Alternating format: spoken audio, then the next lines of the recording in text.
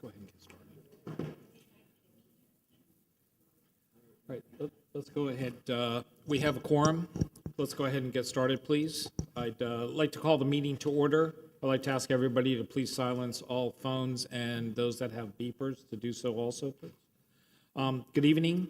This board is comprised of 7 members. 4 members of the board shall constitute a quorum, and the affirmative vote of 4 members shall be necessary for the adoption of any motion. If only 4 members of the board are present, an applicant may request and be entitled to a continuance to the next regularly scheduled meeting of the board. If a matter is continued due to a lack of quorum, the chairperson or secretary of the board may set a special meeting to consider such matter. In the event that 4 votes are not obtained, an applicant, except in the case of a comprehensive plan amendment, may request a continuance or allow the application to proceed to the City Commission without a recommendation. Pursuant to Resolution Number 2021-118, the City of Coral Gables has returned to traditional in-person meetings. However, the Planning and Zoning Board has established the ability for the public to provide comments virtually. For those members of the public who are appearing on Zoom and wish to testify, you must be visible to the court reporter to be sworn in. Otherwise, if you speak without being sworn in, your comments may not have evidentiary value. Lobbyist registration and disclosure. Any person who acts as a lobbyist must register with the city clerk as required pursuant to the city code. As chair, I now officially call the City of Coral Gables Planning and Zoning Board meeting of February 8th, 2023 to order. The time is 6 o'clock. Jill, please call the roll. Robert Behar, Present. Claudia Miró. Here. Julia Gabriel, Here. Luis Revuelta, Here on time. Chip Withers. Here. Avi Eisenstadt. Here. Notice regarding ex parte communications. Please be advised that this board is a quasi-judicial board, which requires board members to disclose all ex parte communications and site visits. An ex parte communication is defined as any contact, communication, conversation, correspondence, memorandum, or other written or verbal communication that takes place outside a public hearing between a member of the public and a member of the quasi-judicial board regarding matters to be heard by the board. If anyone made any contact with a board member regarding an issue before the board member must state on the record the existence of the ex parte communication and the party who originated the communication. Also, if a board member conducted a site visit specifically related to the case before the board member must also disclose such visit. In either case, the board member must state on the record whether the ex parte communication and/or site visit will affect the board member's ability to impartially consider the evidence to be presented regarding the matter. The board member shall also state that his or her decision will be based on substantial, competent evidence and testimony presented on the record today. Does any member of the board have such a communication or site visit to disclose at this time? No. No? At this time, swearing in, I'd like to ask everyone who speaks this evening must complete the roster on the podium. We ask that you print clearly so the official records of your name and address will be correct. Now, with the exception of attorneys, all persons physically in the commission chambers who will speak on an agenda item before us this evening, please rise to be sworn in.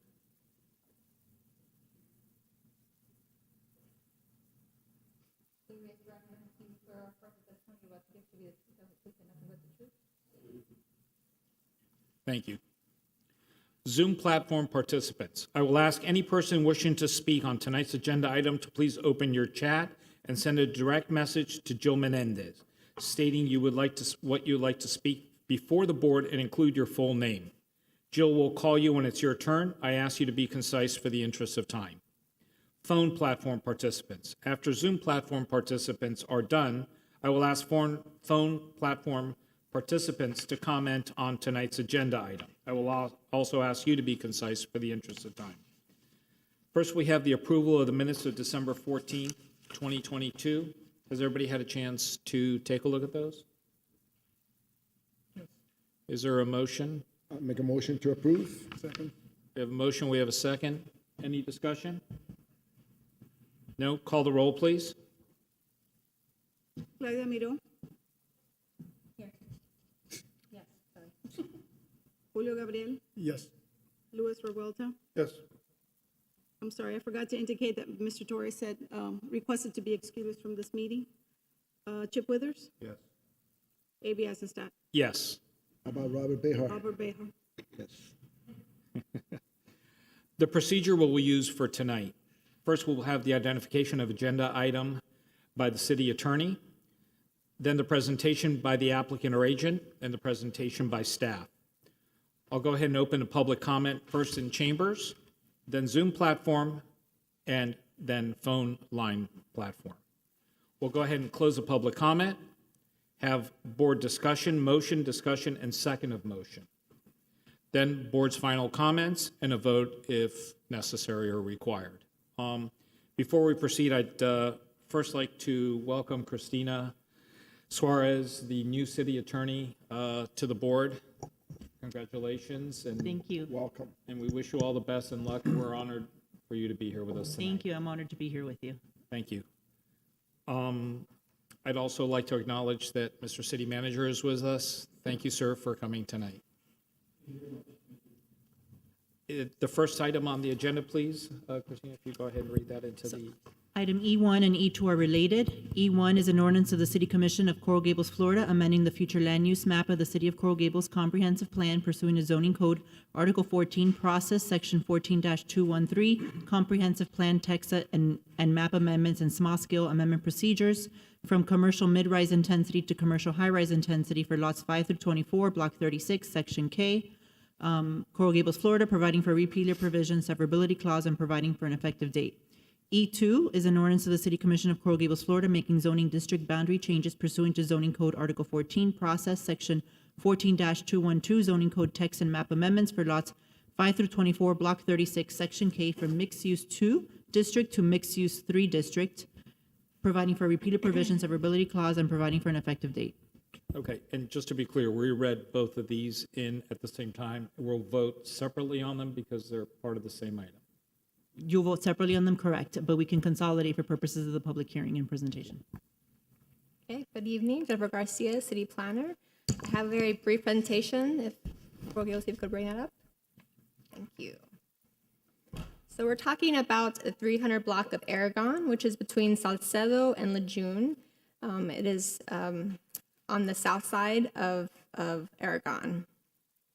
You can see here on the aerial, it consists mostly of a parking lot, a surface parking lot, as well as the Cafe Abraci and a 3-story commercial building in the corner of Salcedo and Aragon.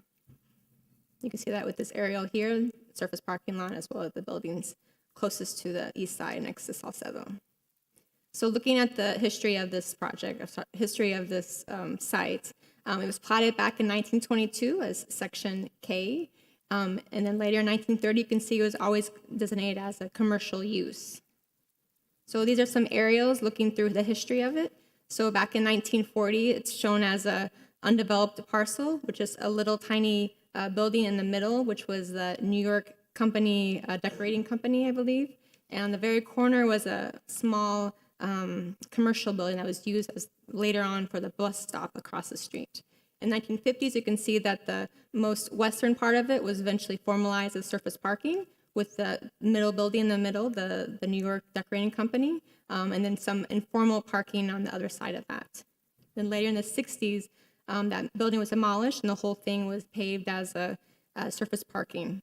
And also the 3-story existing building right now was built around the 60s as well. So in the 90s, you can see it's the same condition as it kind of is right now, mostly surface parking lot, with some commercial uses built on the corner on the east side. So in the early 2000s, the City Commission directed staff to conduct a charrette, which is an intensive design planning initiative, basically, for both downtown and the North Ponce area. And part of that charrette was a lot of recommendations. And one recommendation was to limit the height on Miracle Mile in exchange for having higher heights on the back, which for this case would be Aragon and Lucia. So the commission went forward with that idea and they created the downtown overlay district. And that was later renamed to be the Zane-Friedman Overlay District. So this is the boundary of the district, is that dark black dashed line around the whole 8 blocks. And we're looking at the subject site right now is the MX2 zone that's right on the north west corner of the district. So you can see that this district keeps the low rise on the Miracle Mile, and the intent is to have the higher intensity on the back streets, the Aragon and the Lucia. And you can see that some of that has been implemented through time in the past 20 years. So you can see on the very south part where Ana Lucia is, that's MX3. And the same thing as you continue down going east on Ana Lucia. But it hasn't really been realized on the north side. So even though the commission did adopt this overlay, they didn't actually change the zoning and the land use to really implement it. So most recently, in 2022, the commission actually further lowered the height to 4 stories, 50 feet on Miracle Mile. The intention is to have that and also to require parking, which I think we talked about in previous meetings. And so the intent was to have more parking and more height on the back streets, the Aragon and Ana Lucia streets. So this is the site that we're looking at. The subject site is, again, 4 platted lots, or 100 feet from Lejeune, and the rest of that remaining block, which right now is the parking lot, as well as a couple of commercial buildings. So the land use right now is mid-rise intensity, and the zoning is mixed use 2. So the request is to change the comprehensive plan map from mid-rise to high-rise, and also to change the zoning. So right now on the left, you'll see that the current land use is mid-rise, commercial mid-rise, which is that lighter, more colorful red. And the proposal is to change to high-rise, which is on the right side. And again, with the zoning, from MX2 to MX3. Again, 4 lots in from Lejeune, and keeping that low-rise on Lejeune. That's kind of the planning along Lejeune is to keep it low-rise next to single-family. So we've had a neighborhood meeting mid-January. We're here for planning and zoning. We're planning to go to City Commission later this month for February 28th. We sent out notices to the neighbors within 1,500 feet, required by code, which 2 times for letters. Property was posted, the website posting, as well as newspaper advertisement. So staff has found this to be consistent with the comp plan. The comp plan is the one that lays out that overlay district, downtown overlay district, and we recommend approval because it complies with the finding of facts because of the original envision of Miracle Mile. And that's all I have. Thank you. Now, if I may, before we continue, who's the applicant for? The city is. So the city is the applicant? Right. Okay. Yeah, this includes multiple properties, And what about? multiple property owners too. And Some of them the city and some of them private owners. Okay, I ask because it's unusual for us to get something like this without a site plan. It's the first time that, in my tenure, that I've gone ahead and seen something like this. So the other parking lots that are on the south side, if I can have the map again, parking garage 4 and parking garage 1, they're also changed the land use and changed the zoning without a site plan. And there's a few others in downtown that were changed without a site plan. Do we know, because along that line, do we know what is being considered for this site? Just, Mr. Behar, just to clarify what's going on. Mr. Manager, if I may just ask for the record, if Oh, you yes, could say- Peter Iglesias, City Manager. Thank you very much. And thank you, Chair.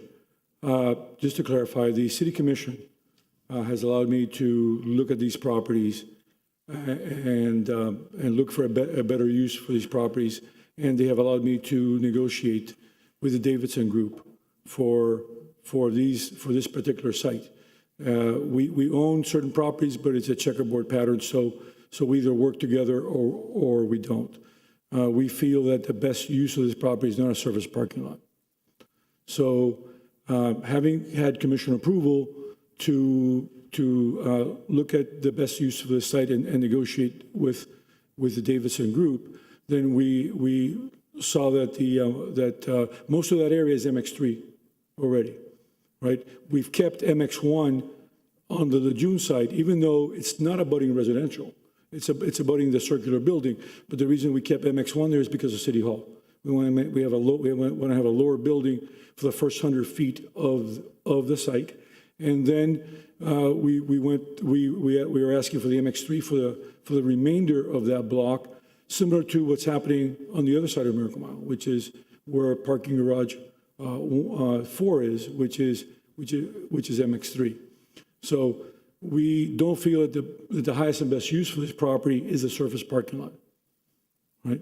And so we are looking at also incorporating parking available to the public within that property. So whether we look for a sale or we look for a P3, we would like to really come up with what is the best plan for the mile to get basically a development in lieu of a surface parking lot at that point. Is there a question? Yes. Thank you for being here. So I'm sorry. I guess my question is, you're saying you're considering parking for that building. Is that a strong No, consideration? we are considering having, we have, I believe, about 100 cars here, 96 cars. We are looking at providing those 96 cars to the public by having a public accessible parking within that building, within the proposed development. So there will be a parking garage on the first, second, third floor, whatever. Correct. And is there going to be access to Miracle Mile through the back of the building that faces the alley, or the people are going to have to come all the way around the block to get? We are looking at creating a type of paseo there to align with the current paseo that's very close to Seasons 52. And, okay, I have other questions, but that's what I need to find out. There is the current paseo there, and we would certainly align something Right. for that. There's been various proposals. We're looking at different proposals. One of the issues is to activate the alley more, if possible, create a paseo so it aligns with the paseo going to the mile, and in addition to that, provide proposed parking for the replacement of the surface parking lot. How about burying the telephone and phone and electrical cables and building maybe a centralized dumpster area to clean up some of the dumpsters in the I alley? think we need to look at that because that is a fantastic idea. On the mobility hub, we're burying everything, and we're trying to activate that particular alley. So that's something that we really should be looking at. One of the good things about having just one waste, as you know, we deal with waste management, just one company, which means that we can control access to the alley, have it come 6 in the morning, 7 in the morning. So we have a lot of potential of activating our alleys. We're looking at that as part of the mobility hub. So I think that would be something that we would certainly look at. And we're actually doing that right now as part of that mobility hub project. What I'd like to do, if we're done with the presentation itself, I'd like to see if I'd like to open up for public comment first before the board goes ahead into depth. So the reason, Chair, we don't have a site plan is we are developing that plan now, but we do feel that having the MX1 for the first 100 feet and the MX3 really is in line with what the mile is right now, and really is something that I think would provide the highest and best use for that property. Thank you. And by the way, the city cannot use the property by itself because we own certain properties. It's a kind of a checkerboard pattern there. So we either work together or it stays a surface parking lot. Thank you. Jill, do we have anybody from the chambers from public comment here? Yes, C. Guilford, please. Good evening, Mr. Chairman, members of the board. For the record, my name is Zeke Guilford. I'm here as a property owner of 321 Miracle Mile. And I'm here actually for two reasons. Number one, to talk about planning, which the architects clearly know. But then I'm going to talk about a selfish reason. So first, let's talk about Planning 101. And it goes all the way back to early Merrick's zoning codes. Basically, on narrow streets, you put smaller buildings. On wider streets, you build bigger buildings. That's the reason if you look at our comprehensive master plan, basically the streets where they say high-rise is Ponce, Alhambra, and actually Miracle Mile, which obviously the overlay has shrunk that. So basically, I believe we have probably a 60-foot right-of-way here. So that plus the Mediterranean bonus gets you up to 8 stories. So if you put a 16-story building on Aragon, you're going to basically create a canyon along that right-of-way, and it's going to overpower that street. Now, let's talk about selfish, because, I am selfish, as we all are. And that is, as the owner of Seasons 52, the only reason they signed that lease was that parking lot. And I understand it could be built to 8 stories, but right now it's a parking lot. You will kill Seasons 52, you will kill Abrachi, you will kill Doc B's, because they all count on that parking. And if you've ever been to that parking lot at 1 o'clock in the afternoon, any day, it is totally packed. Now, I fully understand the city manager's position is the Davidsons own the middle, and they own the old LaSalle dry cleaning site. So it doesn't get, if the Davidsons wanted to revoke that parking, it would reduce the number of parking, but it's important that there is parking on the 300 block. Now, as many of you all know, if you build a parking structure, and to be honest with you, I'd like to know, this answer is women do not like to go into parking structures. They do not feel safe.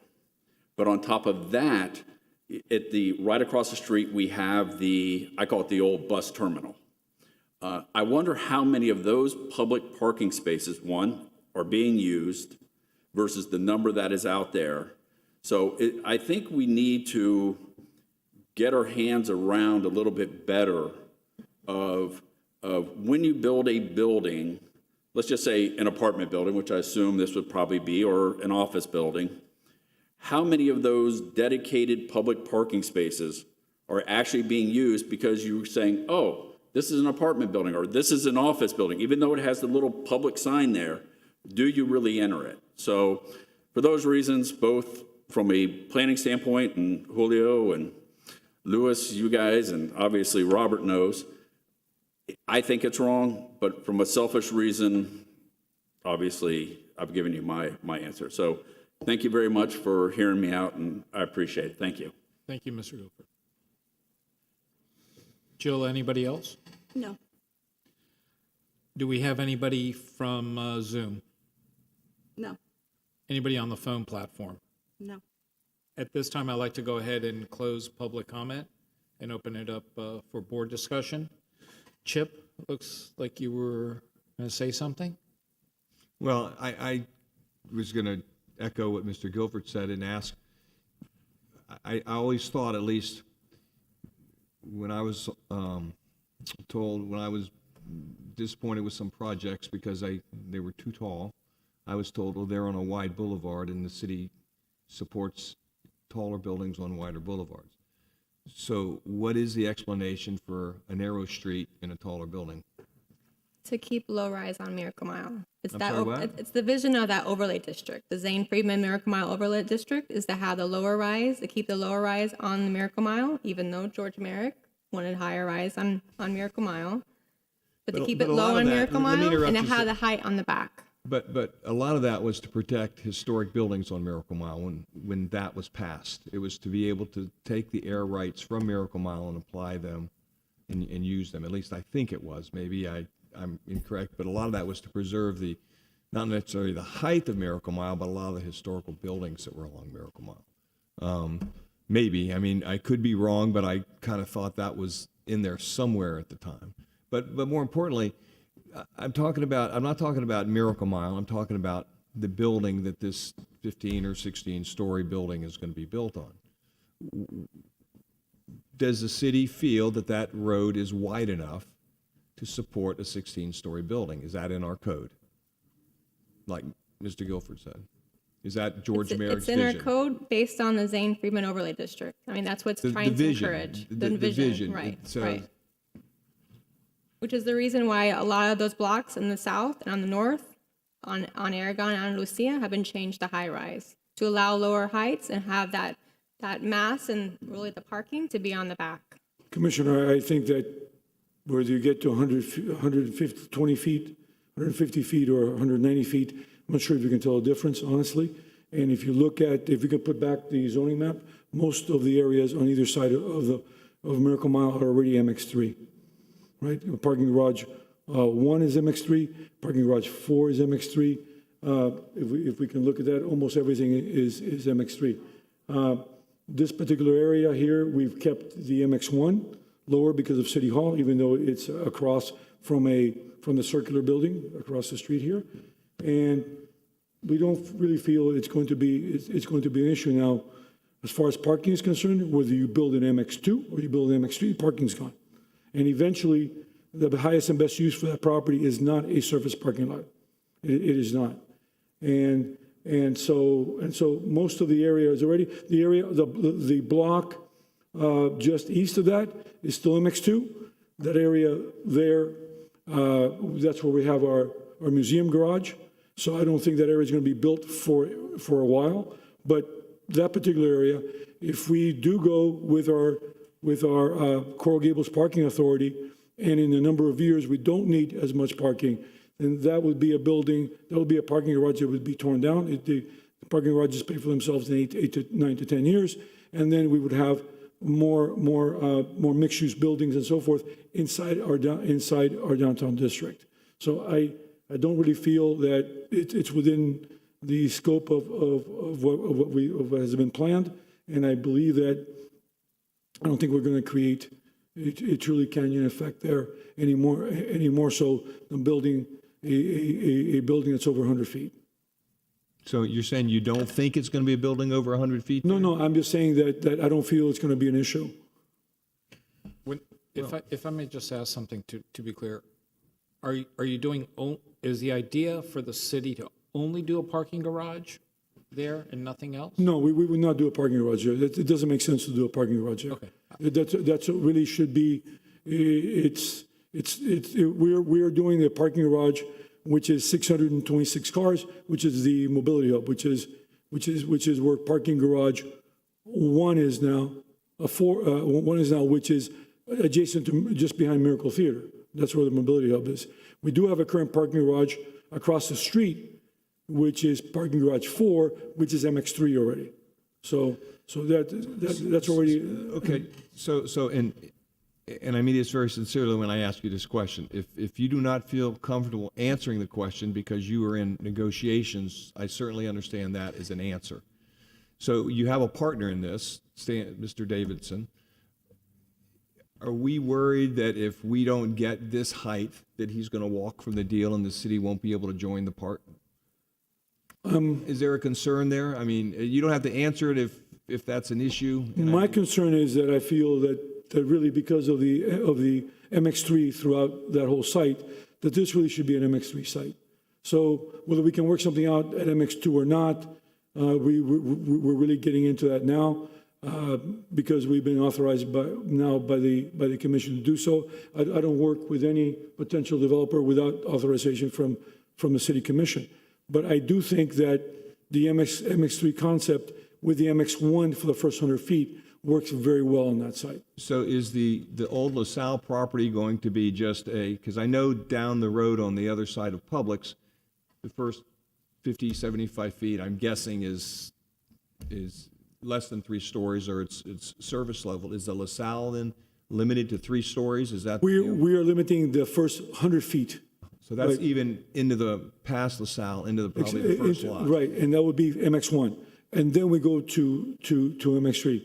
I think it's important to do that for City Hall, right? Even though we're not across residential, so we don't have to do that technically because that step back is only when you're across residential. But I do feel it's in the best interest of City Hall to step that building back, create a building that would come through. So how much of a setback from Lejeune will there be? 100 feet. 100 feet. There's nothing but a plaza. No, it's MX3. We're looking now at creating a plaza there also, right? So that kind of development certainly would come through your board, right?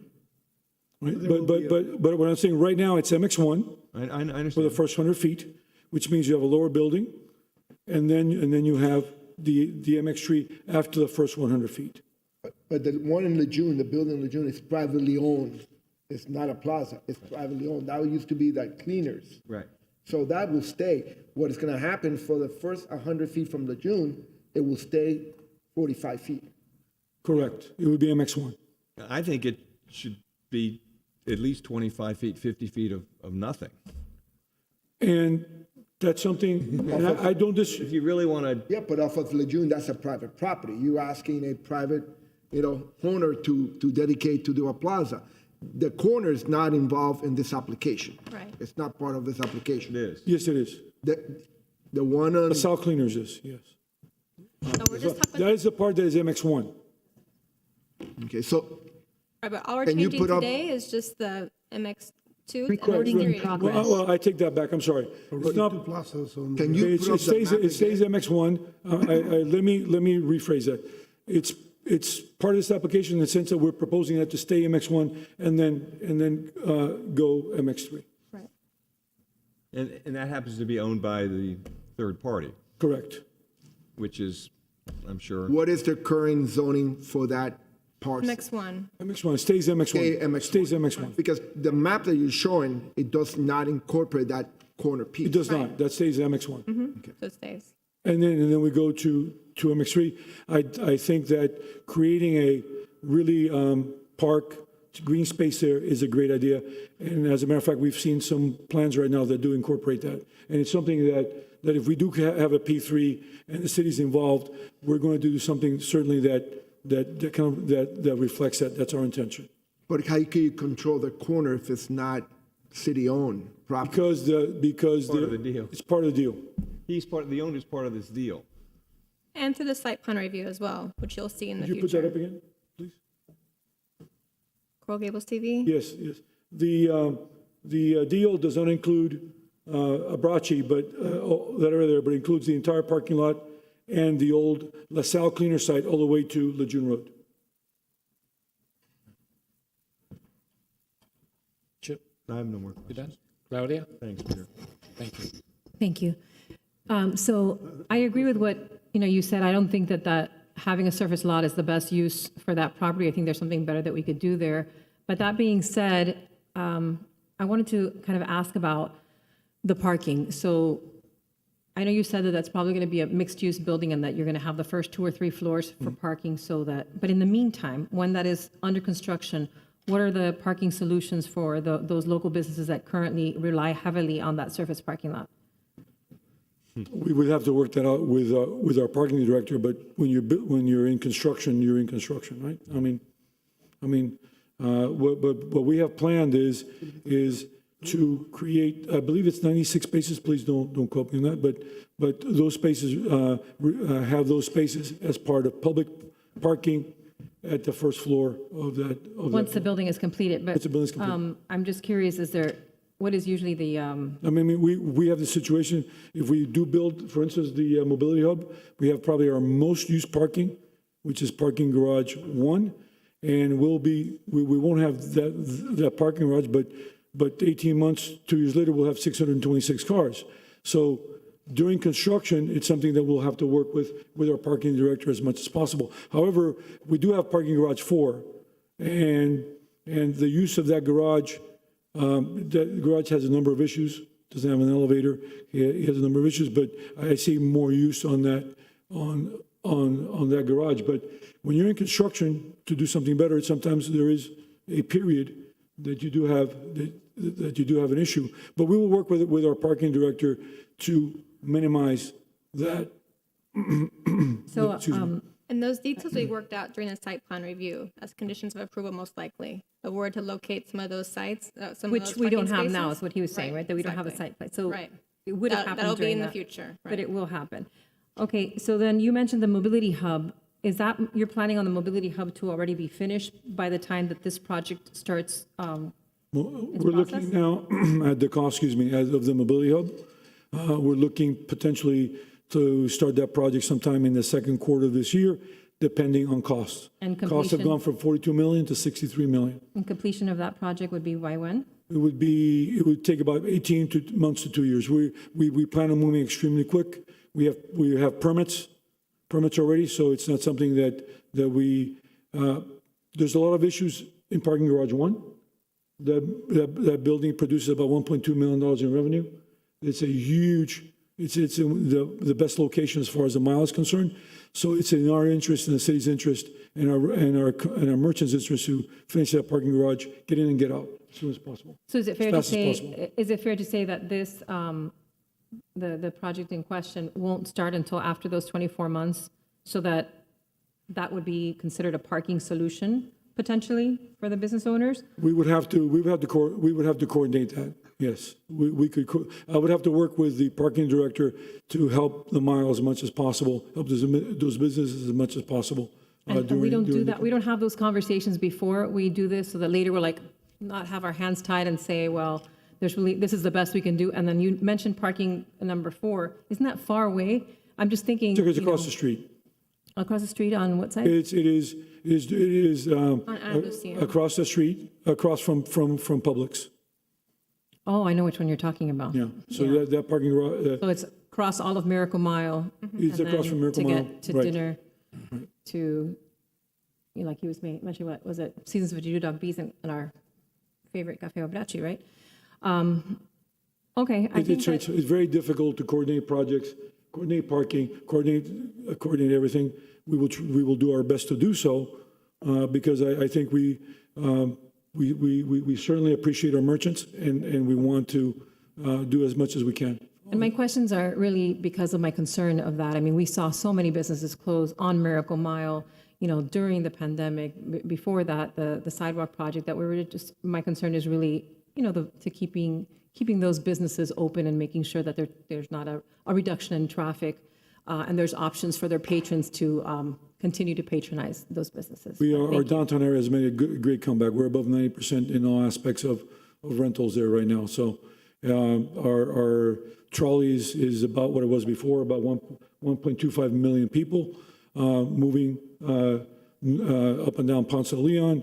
We have our parking garage. And first thing that came back was on-street parking. That came back very quickly. Our parking garages are basically back to what they were before, and our trolley is moving over 1 million people. Which is great, right? The concern is once construction starts there, that may not stay the same, and that was my concern. But thank you very much for answering my question. Thank you. Thank you. Louis? Thank you.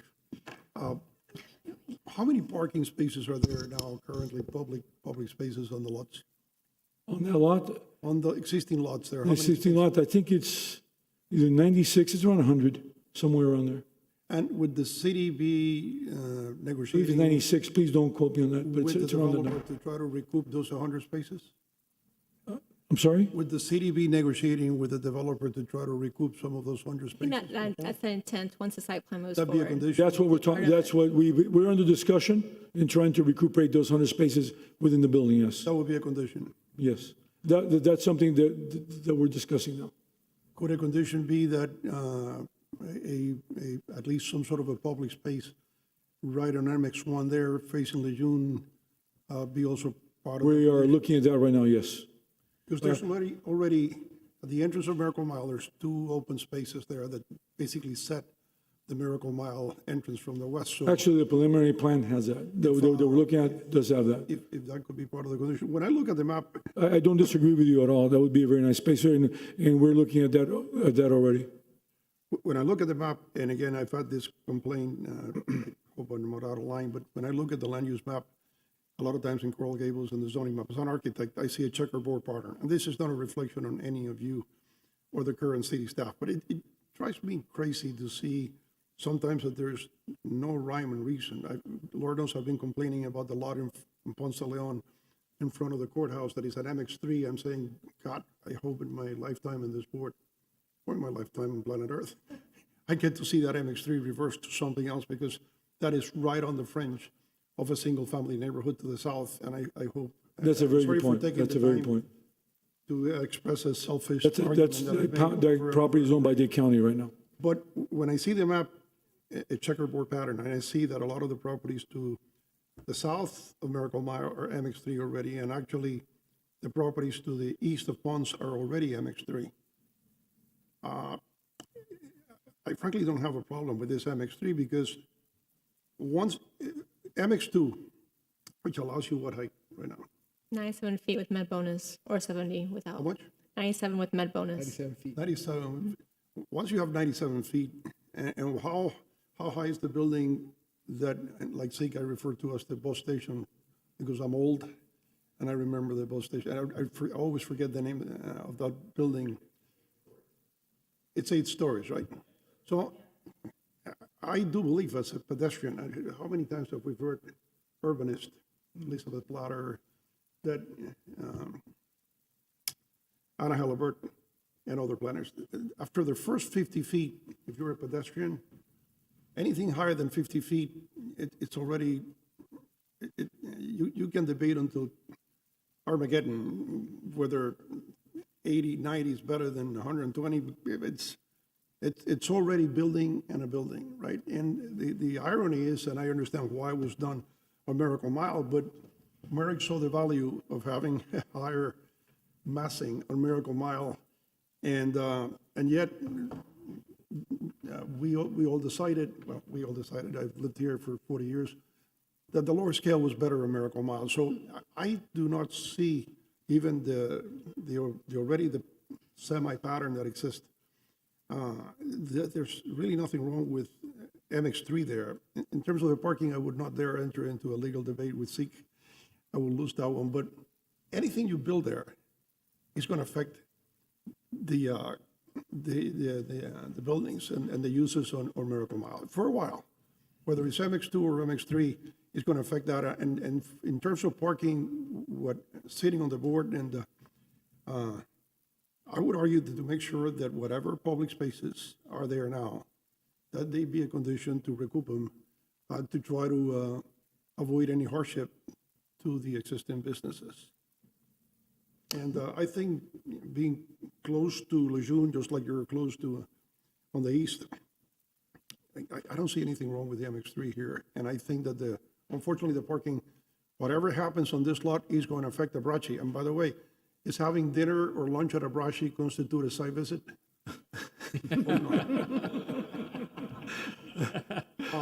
I would say no.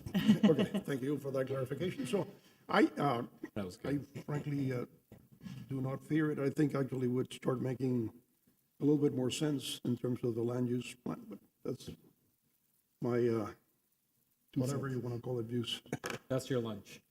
Excuse me. Thank you. Yes. We have someone on Zoom that was having technical issues connecting, and they want to speak.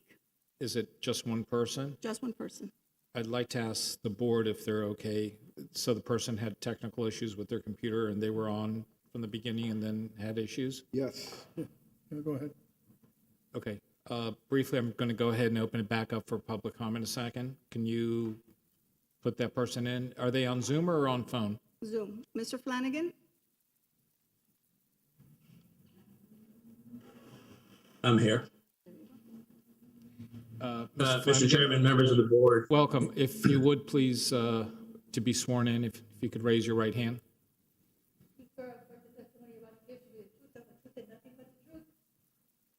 I can't hear the court reporter. Testimony about to give should be the truth, the whole truth, and nothing but the truth? I hope you. I do. Thank you. Welcome, Mr. Flanagan. Thank you. Thank you again, Mr. Chair, members of the board. Yes, I was having difficulties. The online agenda did not have a Zoom ID link, so I couldn't get in. For the record, Jeffrey Flanagan is my name. My address is 4810 Santa Maria Drive. I just want to make a couple quick comments. When I saw these items on the agenda, it kind of piqued my interest because, Mr. Chairman, as you said at the beginning, in your time on the board, you don't recall something coming without a site plan. And in my 9+ years on the board, and in the years since of watching these meetings, I don't recall items coming without a site plan. So I found that very unusual. I also, when I looked at the ownership on the county property appraiser's website, I don't recall seeing a hopscotch of ownership. What I recall seeing is that the city owns one of the parcels that comprise the larger parking lot. I think it's the middle parcel with other ownership to the east and the west of that parking lot. It just seems a bit unusual that we're here tonight talking about a better use of parking lots, and I don't disagree with that. And I may not disagree with the application in theory. What I don't think is appropriate is that the online material did not have an application. And as you all know, the board always gets full copies of applications signed by the owners. We get disclosures of interest. None of that was there. And if the concern is the parking lots, I don't see the need to extend it east and west to the two existing buildings on the east and the LaSalle property on the west. And it may have been clarified earlier, but while the maps show the LaSalle property is being excluded from the application, the street addresses, and I believe the legal that's included, do in fact include the LaSalle property on the corner of Lejeune. So I just would, as a citizen and a former member, I would suggest that it might be appropriate to take a long look at this. And when some deal may get cut in the future, if it does get cut, and there's some plans that can be reviewed, just like every other application that ever comes before the board, I think that would be the time to review these requests. And I thank you again for your time. Thank you, sir. Is Jill, anybody else while it's open for public No, comment? no one else. I'll go ahead and close it. Mr. Manager, did you No, want to I'm say just something? here to answer any questions that the board might have. Julio? Yeah. Thank you, sir. Is the idea that whatever happens in this block then dominoes down the whole length of the street on both sides of Miracle Mile, north and south? Well, right The now, zoning change that we are talking about, we're now talking only about this block. So my question is, what happened to the other blocks? Are you looking at those? Most of those are already MX3 if, They're all MX3? right. Okay, On so, the south side, all of those 4 blocks are MX3. On north side, 2 of them are, except for the one that is directly east of the 200 block of Aragon, which is where the parking garage, I have a bad eyesight. museum and parking there's- garage is, Museum as well as the Colombian consulate and a historic building. So there's not really much opportunity for redevelopment on that block, just because of the parking garage takes up most of the block, as well as the Colombian consulate and then a historic building that isn't going to go anywhere. Okay. I have one more question. Even the fact that sometimes these decisions that we make and the codes that are written have to basically last maybe longer than us, was there any thought about making MX3 also the block between Salcedo and Ponce, just for, again, given my DNA, the effectiveness of Right, so- random patterns and land use plans and maybe. So we did discuss that, and most of that block is the museum parking garage, which is a substantial structure on that block. Next to that is the Colombian consulate, which, maybe they'll redevelop. It's a very small parcel. And then there's a historic building, which historic building you can't But the historic demolish. building would have an overlay, so you could not do anything with it, right? Right. But I was just wondering if, in terms of standardizing, to the question that Julio was asking, in terms of standardizing the land use and the zoning map, whether it was any thought of actually extending the MX3 all the way, because then east of Ponce, all the way to Merrick Bay, it's MX3 already. Mr. Rota, we did consider that, but we felt that since the parking garage is there now, we are not planning on doing anything to that parking garage yet. I think as mobility changes in the next 10 to 20 years, that garage may not be necessary. And then we have plenty of time to really act on that at that time. It's a parking garage that, slope floors and so forth, it cannot be, there's no adaptive reuse there. So it's something that when we feel that we don't need that parking garage anymore with the Coral Gables Parking Authority, and we have different mobility needs, then that block would be developed at that time. So we didn't think it was really necessary to do it now because of the fact that it's mostly parking garage right now. Okay. Let's let Julio continue, and then let's let Julio continue. I'm sorry. It's all right. Julio, I had no idea you were finished. I think it's safe to say that Lejeune is probably the most important street running north-south through Coral Gables. Because Douglas runs north-south and has a lot of traffic, but it dead ends basically at the airport. Lejeune goes on forever, ad nauseum, and south the same way. So if you think of Miracle Mile as the most important street in Coral Gables, this intersection, not necessarily Ponds and Miracle Mile, but this intersection, because of the amount of traffic that's running through it and the visibility that it has, is probably one of the most important blocks that we have, and we should be very careful how we deal with it. I don't have any problem with being a high-rise building on MX3 on the back of the lot.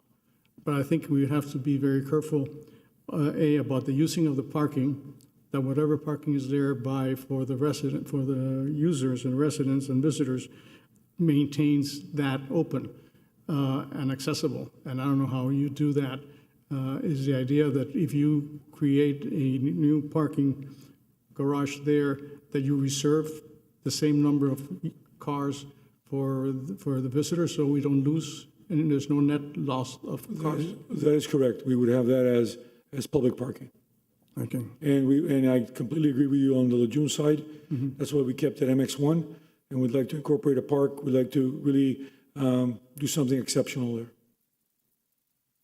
Yeah, I was very sorry that we lost La Salle, even though it's a small building and not great architectural, but it had a nice step up of cars, of size. I'm not sure, we talk a lot when we're talking about planning, about creating plazas, and I don't necessarily think that plazas are the solution necessarily. There's streets that line up, that need to continue to line up the front facade to the street and the sidewalk. So if you consider a plaza there, we got to be very careful that it doesn't lose the sense of utility and urbanism that a street has in there. And that's it. Those are my 2 points. One of the things that we've tried to do is on these major streets, increase the sidewalk width. And unfortunately, there's some buildings that are already done. We can't do that, but it's something that we've already incorporated because it's very difficult to walk. We can't walk Lejeune with a 5-foot sidewalk. So by increasing that width, so the US 1, Douglas Road, Lejeune Road, our major thoroughfares, I think we need to increase that walkability, and it's something that we have already provided in the zoning code, so that we have a wider sidewalk. I mean, you even have an ADA issue in Lejeune. The problem is, what do? Remove the turn lane, and the DOT has an issue with that.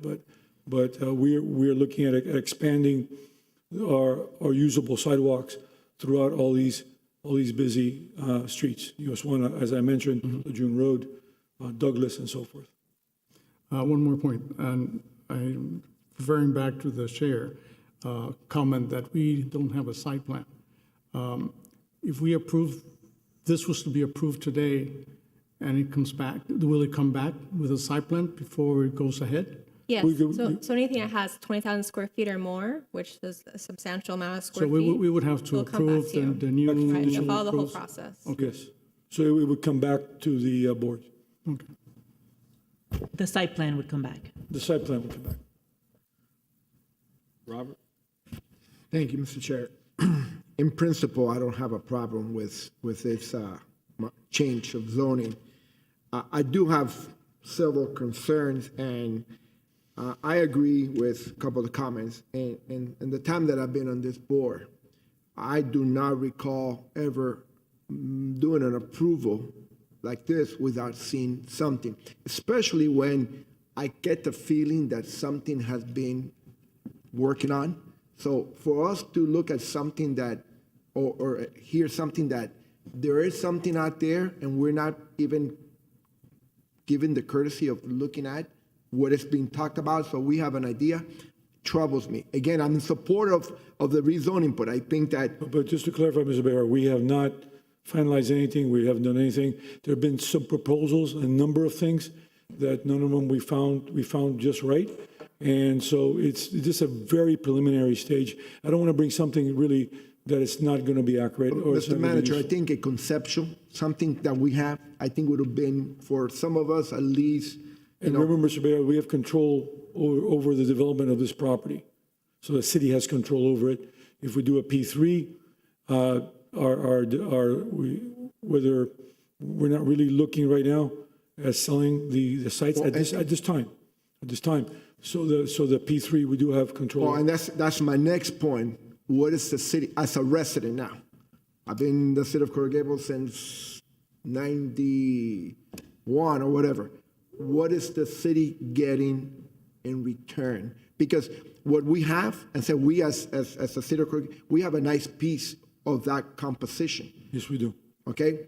Not only, what are we getting in return? That's something that I think that, Mr. Manager, you representing the citizen, obviously want to look into our best interest, not just give the property, which really, I think that would be a great site for a great development, and something is coming. So I really want to make sure that is taken consideration, and not only the replacement of the spaces that we have, we should get more than that. I think it's a very valuable site that we have. The other concern I have is I agree with my co-member, Ms. Miro, on those commercial spaces on Miracle Mile suffer a lot. And how are we going to be able to help, Mr. Guilford's Season 52 and the other space, the other commercial spaces in the interim? And with every good thing, we have to go through some pain and agony. So it's natural. We live that every day. You understand that. We live that. But how are we going to be able to help? Because, the Abrachi and the other spaces along Miracle Mile do use that a lot. And we really need to have something in place that will help those. We will certainly work, yes, to answer all your questions. We're looking to work with our parking director to see what we can do to maximize or minimize the effect of that. Can you completely negate something? It's very difficult, as you know, as an architect. We are looking at replacing those particular 96 vehicles, I believe, there. We have to look at whether more, I'm not sure if more, we have to look at whether we want more, because if we go into a P3, then the city would be part of that deal. But we're looking at replacing what we have now. Also, as part of the deal for the city, I've worked 27 years in the private sector. We have no low-hanging fruit here. This has got to be a good deal for the city. If it's not going to happen. If it's not, it has to be a good deal for both parties. If not, it doesn't happen. So from that perspective, I look at the city's interests like if they were my own, because it has to be a good deal for the city. It has to be, it's going to be a deal for them, because they have to also be able to live with it. But we have no low-hanging fruit here. Deals that we do have got to be good for our city, for our residents, and that's the way that I view any potential P3 here. That's all for now, Mr. Chair. Thank you. When I first looked at these two items, I had a large concern in setting a precedent, because in my tenure, as I stated for the time that I've been here, I have never seen a project come before us without a application and without a site plan for approval. As a matter of fact, I recall many projects we sent back stating, you got to bring us a site plan approval. An issue that I see, the parking, everything is great. The issue that I see, well, let me back up. At first, I started thinking that you're going to do a parking structure, and that's why it was coming this way. When I go ahead and see that there is a development that's part of it, I start to have an issue internally myself, because I think, what about if a developer or somebody else comes to us and says, you know what, I want to present to you a change of use without a site plan, and the board says, no, you can't do that. Why wouldn't they say, well, the city did it, why can't I do it? To me, that's a problem. Your idea is great. It needs, The surface parking lot is not the highest and best use. I agree 100%.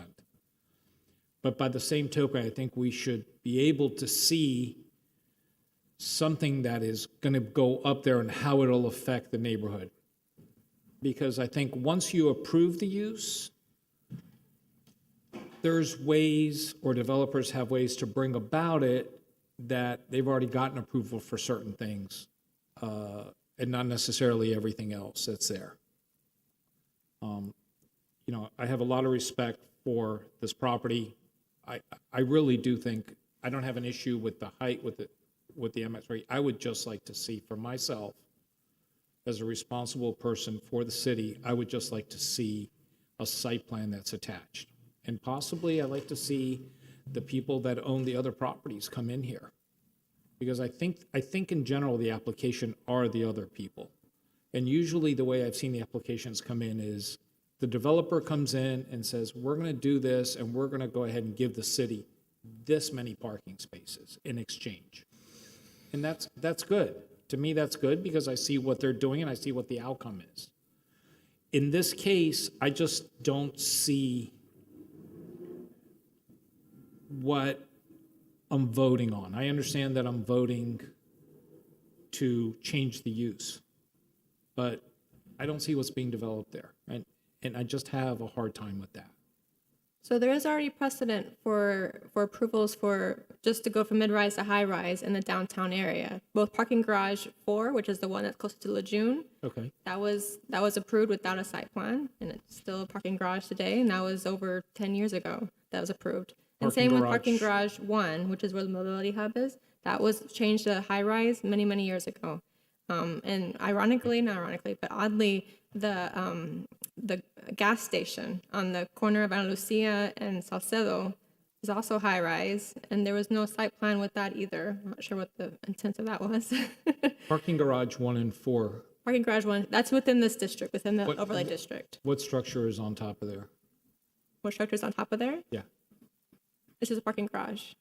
it goes back to my point. If you come to me and you say, we're the city and we want to do a parking garage, I'm good with it. But, Mr. Chair, the parking garage was already there when it was changed. Right. Which means that you don't know what's going there, because that parking garage is a 3-story parking garage. That's certainly not the maximum best use for it.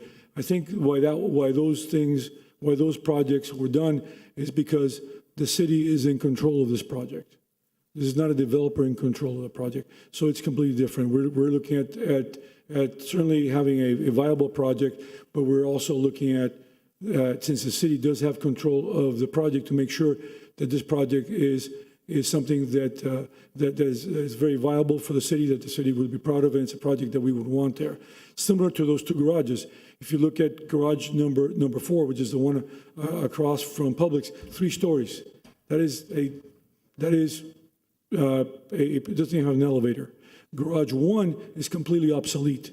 So those 2 sites were changed without really knowing what's there, because that's not the maximum best use for those. We are building the mobility hub on site number 4, which was never, that site plan was never provided, that building was never provided. And on parking garage 4, eventually that's a parking lot that I would eventually like to go to some type of mixed-use building, because it's when the mobility needs are low, and it doesn't even have an elevator. So those 2 parking garages, when they were rezoned, were operationally obsolete. I understand. Has the city looked at possibly looking at the land into a private-public partnership? Going in together to develop it? Which one, this particular project? We're talking Yes, that's exactly what we're looking at. We're looking at a P3. So if you're looking at that, then there should be some kind of site plan that has been proposed that we can look at. We really have not developed that property. We've looked at, as the commissioner said, we have an MX2.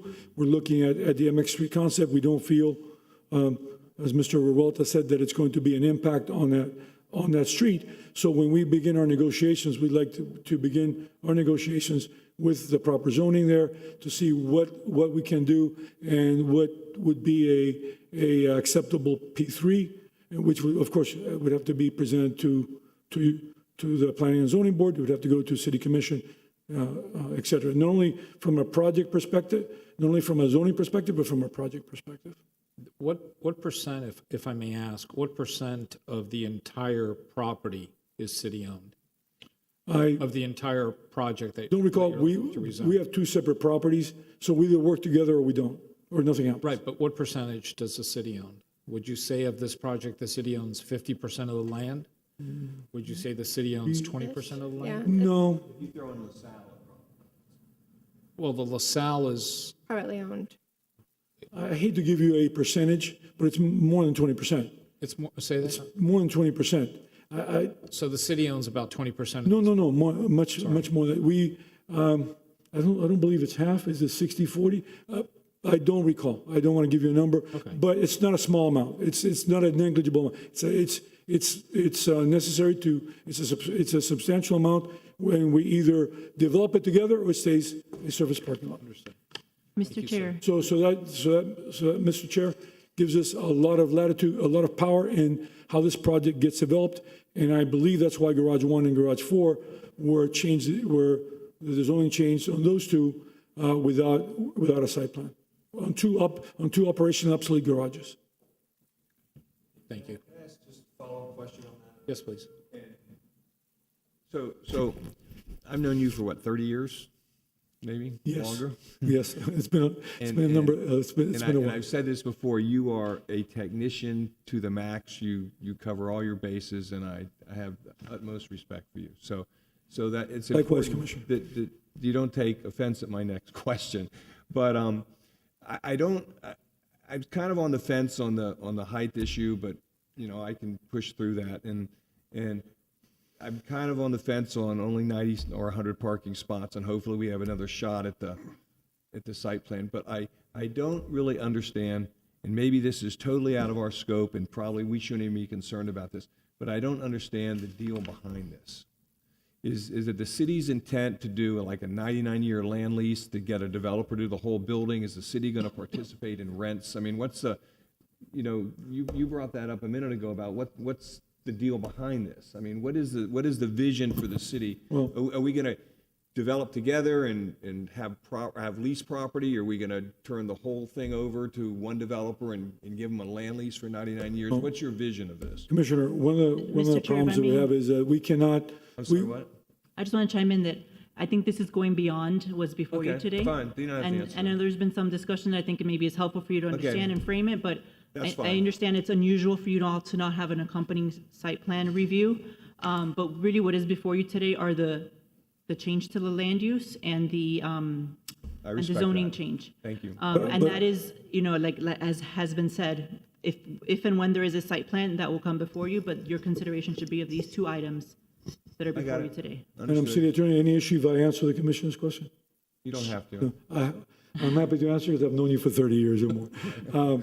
We are looking for a P3. I've been troubled by that property just being a parking lot, service parking lot. It's really not the best use for it. We agree. And so the fact that we either we develop it jointly or it doesn't get developed, that's the impetus for this, right? And so the fact that we can do a public-private partnership, and we have to work out the deals. I believe that whatever deal we work out has to be in the city's best interest. If it's not in the city's best interest, I will not do the deal. But I would like to start with knowing what we can do and what we can develop, and so we can formulate a deal. And if it doesn't work, it doesn't work.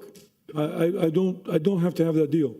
I think it's whatever we do now has to be based on what is good for the city.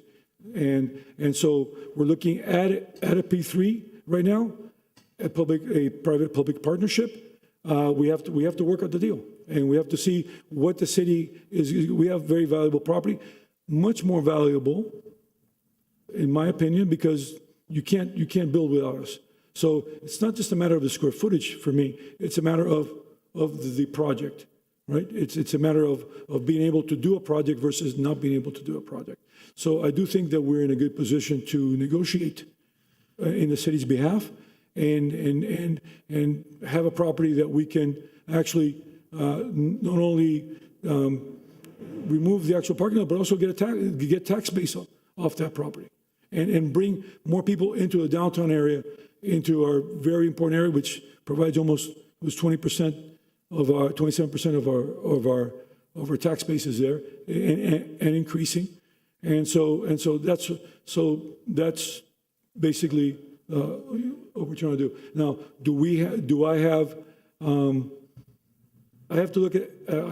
I'm working with our asset manager to see to formulate a deal. We look at those deals very, very carefully. And I can assure you, Commissioner, if it's not in the interest of the city, we won't be doing that deal. That's got to be in their interest also, or they won't do the deal. But this is a mutually beneficial deal. It's got to be. And everything that we do now, our leases, or everything we do now is always in the best interest of our city. And I've worked 27 years in the private sector. These are the kind of deals that have to be mutually beneficial. I don't know if that answers. And to answer your question, your question. Kind of. I guess, does the commission have the right to explore that when it gets to their decision, or do they stick strictly on what we have to look at? When the commission is making the determination on, or their decision on these two items? Yeah. Do they get to go into the business deal aspect of this? No, they were limited also to consider these two items. The business deal would be approved. The project would come to planning and zoning, and the business deal would be approved by the city commission.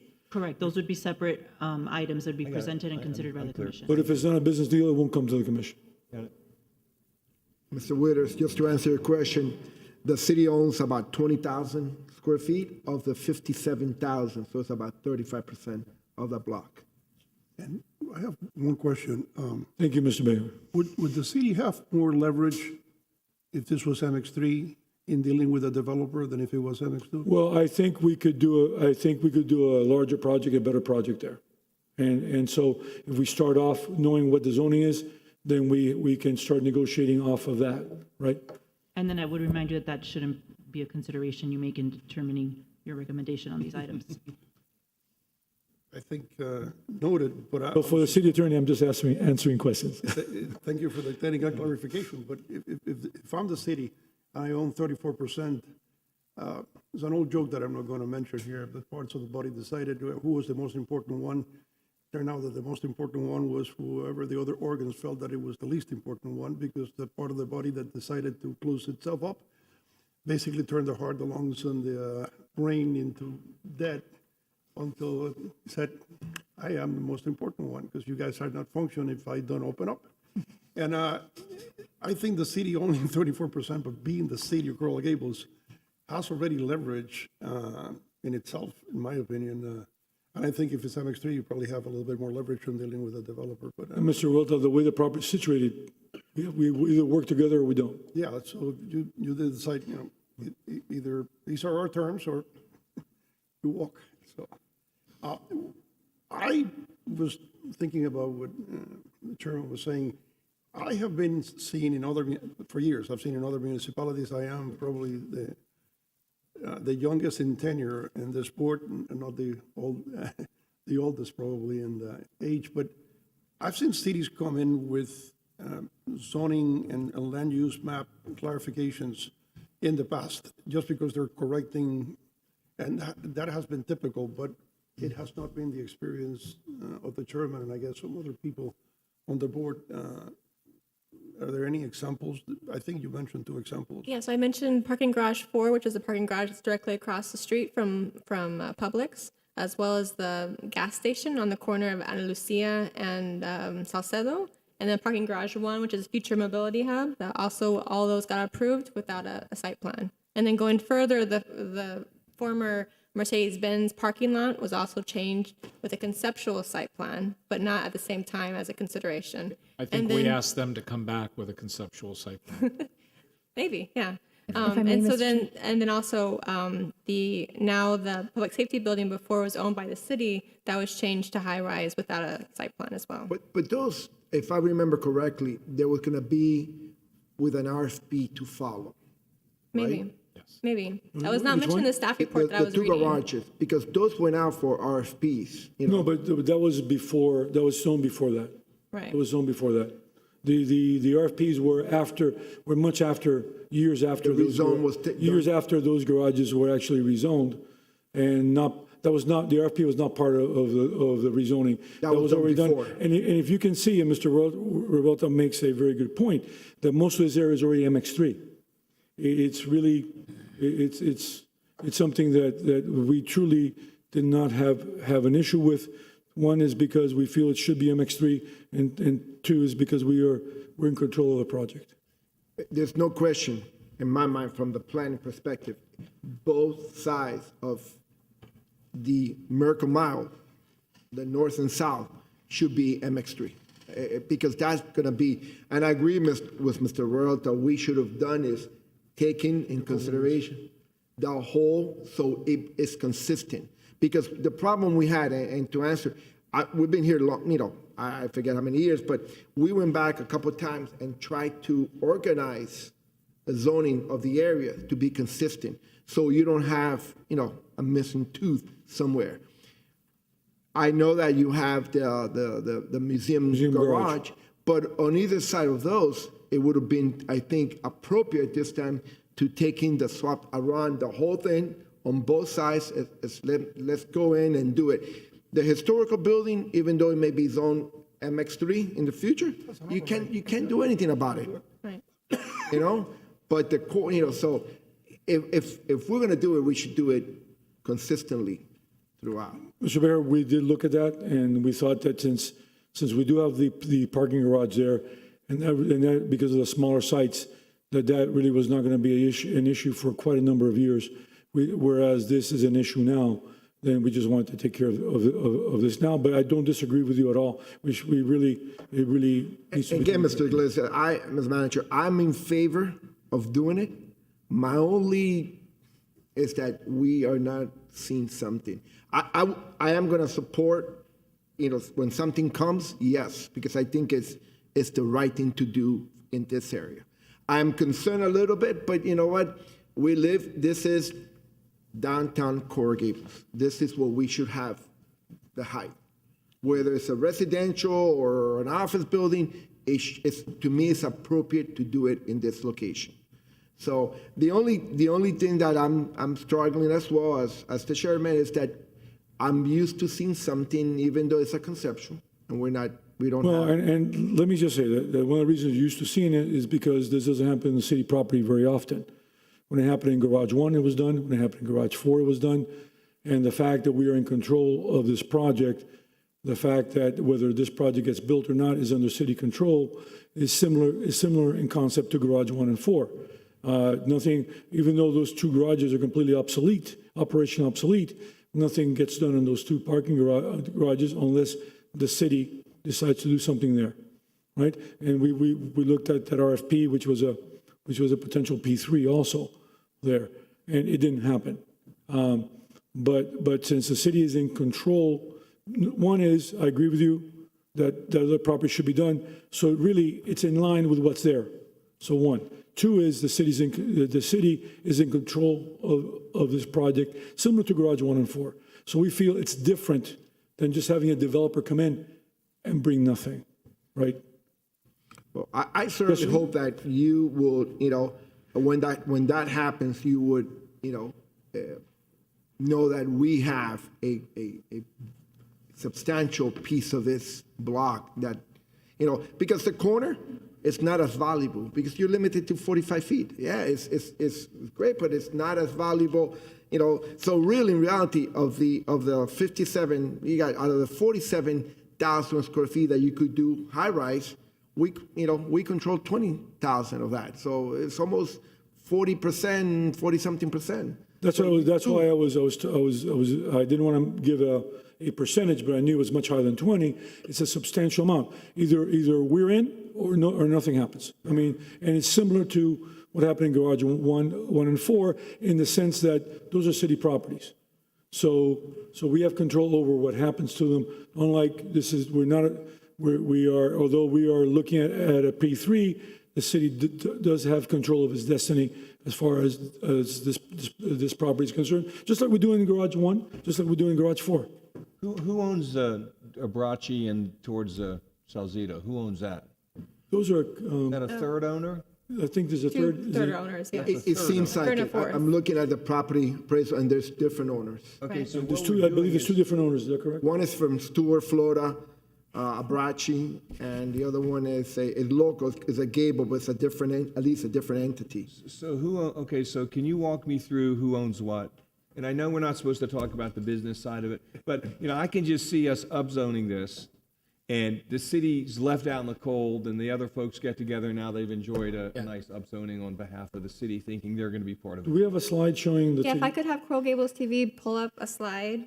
Actually, going into, if I may, Chip, going into your thought, as opposed to who owns it, Robert, when you did your numbers, are any of these properties larger than 20,000 square feet? Well, that's why I want to find out if the one on the corner is adjacent to. No, the corner property is 9,700 square feet. Okay. The Abrache is 5,000. Coral Gables own the property, which is the empty lot, 10,000. Then there's a Gables, I guess it's the. Davidson. Davidson owns 12,500.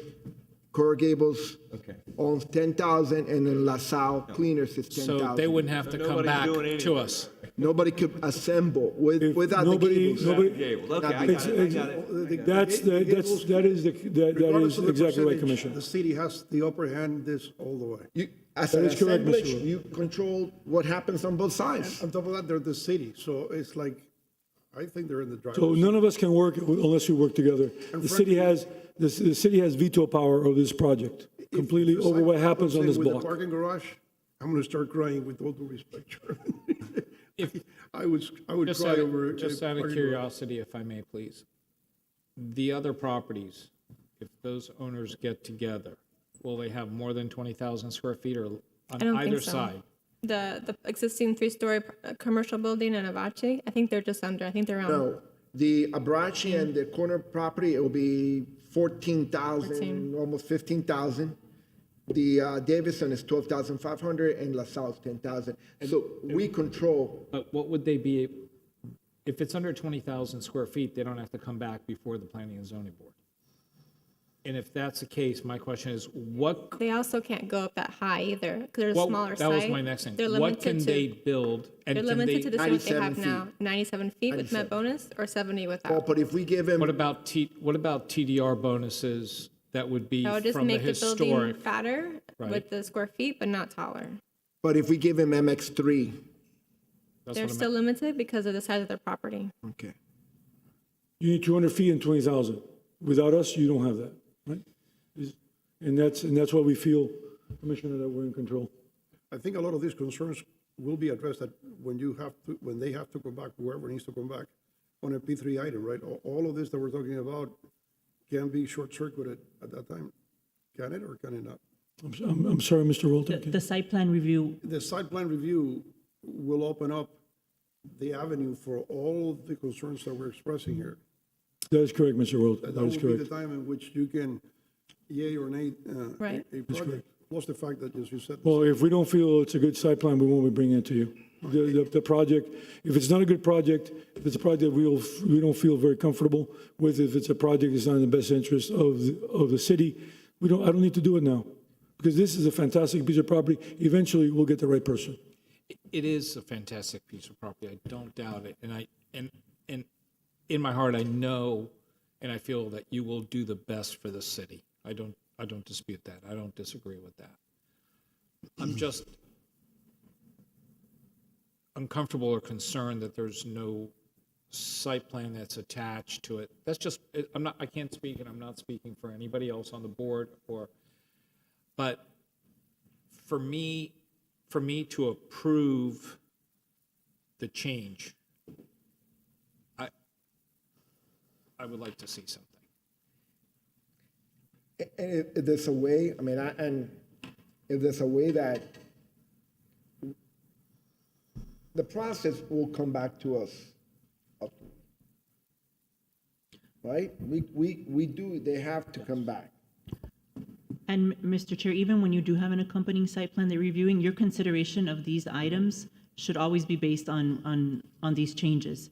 And you always, the practice has been that the site plan comes along with it, but you still have to consider these items separately from any proposed site But plan. Madam Attorney, most time, there's a site plan that's attached to the application. I know, but I'm saying, but And you're, if there's a deviation, they will have to come back. I understand, but the change to the land use map and the zoning change are matters that you need to consider independent of the site plan when you make that decision. Is this a change that we recommend, making this change, and is this a change to the zoning code that we recommend? Can I ask one question? What has been the history for the board that when you ask for a site plan, is it just a site plan or is it both a site plan and a massing model?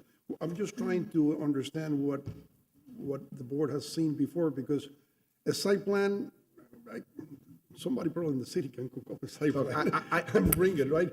Because I don't know what we're asking the city to do. But it's tied into that site plan, what you vote on at that point.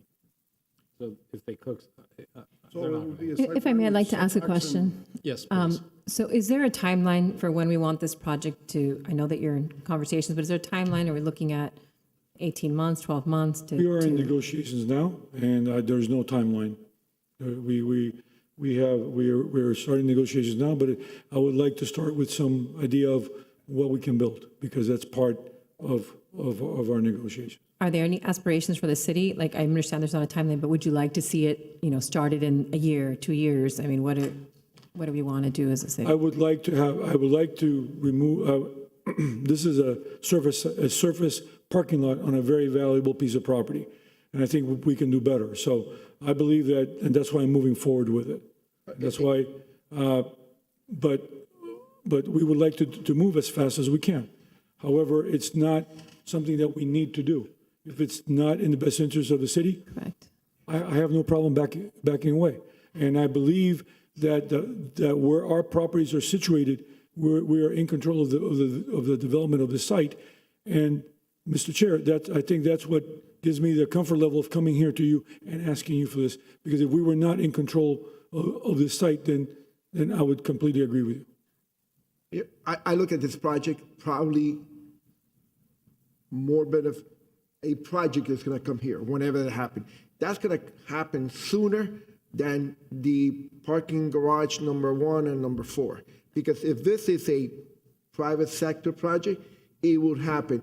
We could get, the city could benefit more if it's done quickly and that they provide parking, additional parking to be used for the commercial spaces. And it could be done. I mean, I'm sure that is not going to be an issue. There's a number of avenues, but I really don't want to get to that discussion here because I don't want to get into a negotiation where it's where all my, If I was the yes. city, I would be telling the developer, I got all the time in the world. I'm not in a Right, so hurry. the reason I was asking the question about the reality is timeline, not. if I may? No, but I'm saying the city negotiating standpoint, Mr. Wilda, we do have all the time. We're sitting on a very good piece of property. Nobody can build without us. However, I don't want to get into, Well, no, I just, it was the I mean, second I don't part want to to my get into question. So negotiations here. I just wanted to explain, the reason I was asking that question, and I also want to say, and echo what the chair said earlier, I do feel, I hear your argument and I see your point and where you're coming from. I look at some of the considerations that we're making today and I agree wholeheartedly. We could do so much better with that piece of land.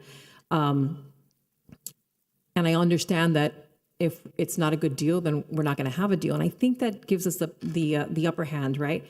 And the reason I was asking you the question of the timeline is because I wanted to know, would it set you back too badly if we were to, say, put a motion forward saying, let's temporarily postpone this or bring it back at a later date with a site plan and application? Is that really is it going to set you back terribly? what I wanted to be able to is negotiate with the zoning set so we could understand what we can build, which would be part of our negotiations from a financial perspective. Because I think from what I hear from my colleagues saying, I think that everybody's looking for, the zoning seems fine, but we feel more comfortable having that site plan before. So if we were to temporarily postpone this or bring it back at our next meeting even, would that be such a huge setback once we have the site plan and we can, give you what you need to move forward with that zonification? Having 1 month to set that, I think we would have to look at various alternatives.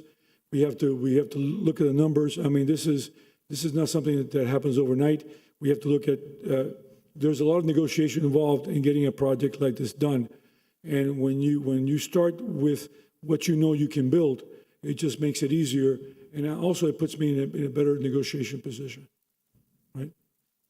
Because we have a potential site that unless we've got 200 feet and 20,000 square feet, it can't get done. But didn't we say that no matter what, we have the upper hand, whether we have the upper hand no matter what, right? Yes, but I would like to negotiate with The best hand. with the best hand and a project set, right? This is what we can do. We start looking at the project from the perspective of MX1 and MX3. And Mr. Behar, I understand your site plan issue, but remember that Garage 1 and Garage 4 were rezoned without a site plan. I wasn't aware of that. Right, but those were garages, right? without a site- Like, those were all garages. Is there any example of a similar situation where it wasn't a garage? Yeah, Well, so the gas station on the corner of Ana Lucia and Aragon, I forget the address, but on 200 block of. But it wasn't a building, is what I'm saying. It wasn't like It was a we're change looking of at land use. high It rise. was just a change of land use because the commercial zoning was already in place. That didn't have a site plan. It was just a request to change it. My assumption is because the staff went around looking at these parking lots, gas stations, and trying to figure out what's the best way to use that land. I'm assuming. Looking at the parking lots, looking at the gas station, looking at parking lots up north where the current public safety building is. If we, Mr. Barry, if we look at, and Ms. Morrow, if you look at Garage 1, 3 stories, not even a elevator. Garage 4 is completely, these two parking garages are completely obsolete, operationally obsolete. So essentially, there was no site plan because that's not what can be built on. I go back to 15 years ago, whenever we did that first code change modification, that we had our consultant, I forget his, Charlie Seaman. that came in with a proposed, what you're asking for, to rezone, a lot of the blocks. And- Had that and been make done back then, we consistency. would not be having, any issues today. And it's the same thing. It should have been done, Do I like to have a site plan? Yes. Is it a must? No. Don't we make decisions all the time on changes in zoning for the benefit of the city without having site plans? But isn't the site plan going to show you if I mean, it's a site plan? we do it all the time. Setbacks. The site plan is going to show you setbacks. It's going to show the site plan. And I'm telling you, I said that this is an important site. I'd even go willing to say this is the most important site that we have in downtown Coral Gables. Because of the size, because what can be built in there, and its location, relationship to Lejeune, and relationship to Miracle Mile. So if anything that we can do to push, and I drive that street every day coming back home, and it pains me to be in downtown Coral Gables and see a surface parking lot sitting right then and there when we could have an architectural jewel in there. So if passing this helps pushing that site to be a developable site, I'm for it. I mean, that's what this is empowering the city to move forward to develop the site. I mean, that's the end I result. think it gives them that's greater the game leverage. here, you know. I think it gives them greater leverage. I mean, that's what it is. I mean, if you look at it that way, That's what it is, 100%. but then how do you have Our conscience is. somebody else come before you? Well, you as the goal makes the rules. So- I mean, the city is now in the position to set. So I want to destiny. remind you that, once again, the I city's understand. position is Individual- not something that should guide your decision today. understand. I certainly understand. Mr. Chair, I think the big difference is that we're a part owner. We need to get involved in a project or it doesn't happen. And we're looking for our best interest. Whereas the developer is certainly, I'm not saying they're bad developers or anything like that, but there's no city interest directly involved. And that's a huge issue. And that's a huge difference, right? where there is a city involvement, similar to what happened in Garage 1 and 4. The reason those are rezoned without a site plan, because the city's in control of them. And the city, I'm always assuming, will always do what's in the best interest of our residents. And so it just I think it provides where it works with this developer or it doesn't. If it doesn't, they may have to look at selling the sites and we'll work with somebody else. But it does empower us more. And the big difference is that the city owns the property similar to Garage 1 and 4, where we have a veto power over what goes there. If the developer says no to you and it's already changed for the use to high rise, how does a developer benefit?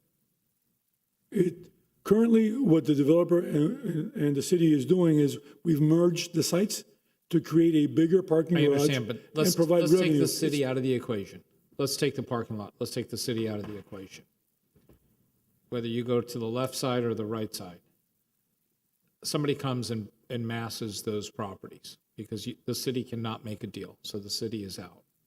And the city still owns middle property? The city still owns, yes, the city still owns because they're not going to give up anything unless they get what's beneficial to the residents and I so think forth. the remaining properties is because the way that's situated, they can't really develop past 97 feet because they don't have the square footage.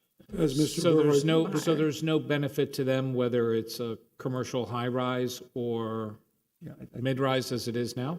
Yes, it is. It's a benefit. Well, 'Cause I'm they sell hearing the- that, they sell I'm the hearing pro- that they- it's they- not. They sell the property to somebody else that now is our partner. The what? Say that again?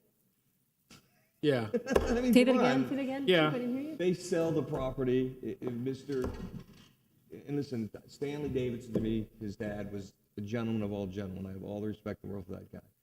And many times he talked about joining with the city to develop that. And we just never seized the opportunity to do that. But saying that, to answer your question, and I know we're treading on thin ice here, but we haven't fallen through it yet. I'm sure you'll let us know when we do, right? Okay. If he can't work a deal with us, he's now got the city, by the deck, saying, you want to develop it? Well, now here's my new deal. And so the new guy that buys the property. I have no timeline to sell this property. Okay, well, that's If they sell the property, and whoever they're going to sell it to is going to approach the city, because if we're not involved, you can't get your eyes, you can't So get once again, MX3. I need to, You I know, hope that's the case. so, Mr. Chair, if I may. Because of the situation of these properties, Commissioner, you can't, who's gonna pay, MX3 price on something that you can't develop? But once again, MX3? these are not considerations that should play a role in your decision today. And it's not, but we're discussing it. I know, I need to remind you. This is not affecting my decision at all. This is the OK Corral, and the city's not going to blink first.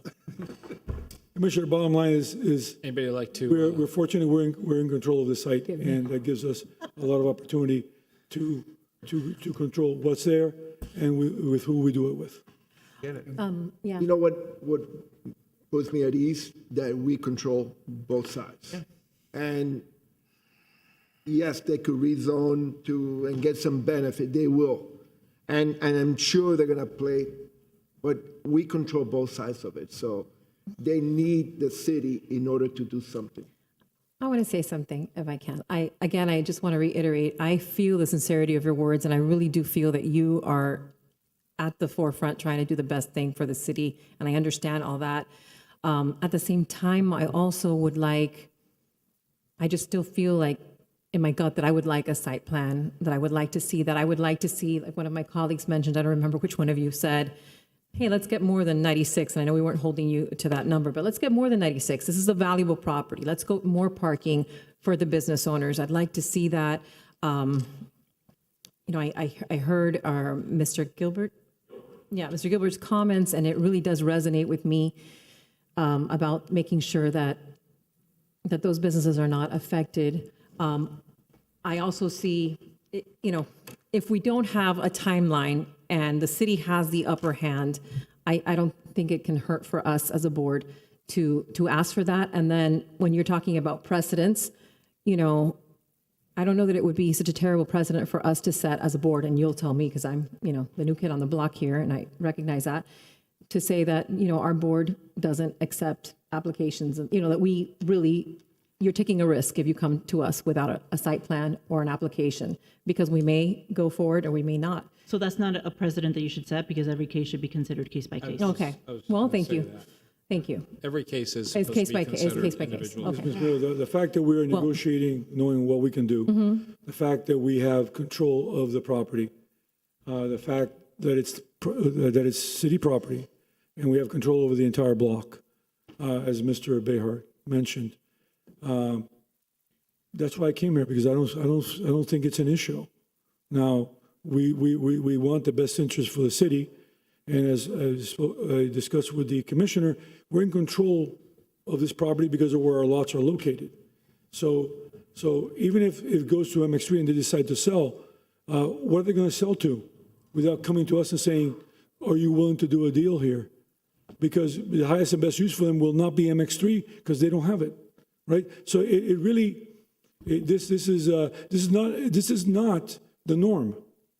Right, I don't Mr. feel Manager, once again- that what the city's Mr. bringing Manager. is a normal project, because we're in control of this. If we were in control of the project, I would, if they could build without us, then it would be a different, I would look at this It would completely be a different. different story. Mr. Manager, once again, these are not considerations that should Yes. be taken I'm into just account by the stating- board. Can we, Recommended thank enough you. tonight, I think this is the time.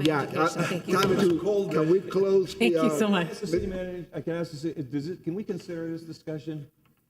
I'm just kidding. That's city attorney. the city Can we, Mr. Chair, can we close the board's comment? Yeah. Yes, If there's a motion that somebody would I'm gonna like make to a motion to approve it.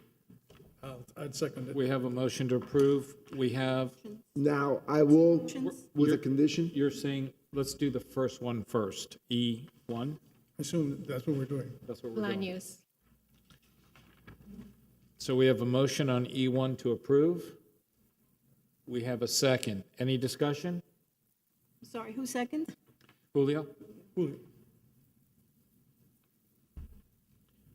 Any discussion? No, call the roll, please. Claudia Miró, No. Julio Gabriel, Yes. Luis Revolta, Yes. Chip Withers, yes. Robert Behar, Yes. A.B. Eisenstadt. I was very adamant on a no, but I do feel with the discussion that we had that the city will do the best, and given the fact that the project will have to come back before us, then I would say yes. Thank you very much. Thank you. We want a project that will, Wait, we got the second item. The zoning. Yeah.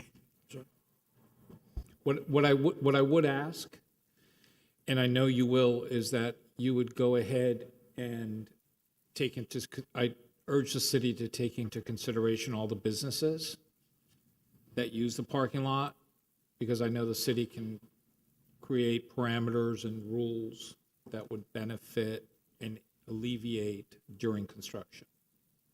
Excuse me, Mr. Chair, we still have to take vote on the second. Yes, I just wanted to get that in there. So E2 is the other item, which is the zoning. Make a motion to approve. I second again. We have a motion. Any discussion? A second? No, call the roll, please. Julio Gabriel, Yes. Luis Revolta, Yes. Chip Withers, Yes. Robert Behar, Yes. Claudia Miró, Yes. A.B. Eisenstadt. Yes. Thank you, sir. thank you very much. Thank you. And please, I know the city will do its best to look at the parking situation during construction if it comes to that. If it comes to that, we don't even know. I can tell you that we're looking at certain options. I just don't want to bring them out now because we're in discussion. And this motion is done already. Everything's voted on, right? Yes. Let's try to do the best for the city as well. Of course, of course. And that's it. Thank you all very much. Thank you very much. Thank you. The next item is E3. Madam City Attorney. E3 is an ordinance of the City Commission of Coral Gables, Florida, providing for text amendments to the City of Coral Gables official zoning code by amending Article 6 Landscape Section 6-1 103, landscape general requirements, and Article 16, definitions, providing a definition, requirements, and review processes to utilize artificial turf within athletic fields in the special use zoning district, providing conditional use review and approval when such artificial turf athletic fields are visible from the street, clarifying minimal usage and requirements of artificial turf, and providing for a repeater provision, severability clause, codification, and providing for an effective date. So Jennifer Garcia, City Planner, and this is a text amendment to the zoning code. It has two parts to it. The first part is to allow artificial turf in a school that's designated special use, and to allow it only if it's not seen from the street and only if it's on an athletic field. Now, if it is seen from the street, then it's going to be required to have conditional use. Right now, our zoning code is kind of silent as far as what you can do with artificial turf if you're not in a single family or duplex. Right now, it just says all other zoning districts are just, it's not allowed on the ground floor. And I think the reason behind that was because they're looking at commercial properties, mixed-use properties, and multifamily, but not necessarily schools. So that's the first part of the text amendment. The second part of the text amendment is some best practices. We studied some neighboring cities to see what they use as far as installation, as far as water percolation, and just good practices for artificial turf. Ms. Garcia, Yes. when this first, and just clarification, when the first language came out on artificial turf, if I remember, it was when it was just a green carpet that it was Ugly. terrible. But because I'm gonna tell you, I've seen today fields, I've been on professional fields that the synthetic material looks better than the grass. Okay, and the truth of the matter, I mean, professional teams all play on fields that are synthetic. It's much better.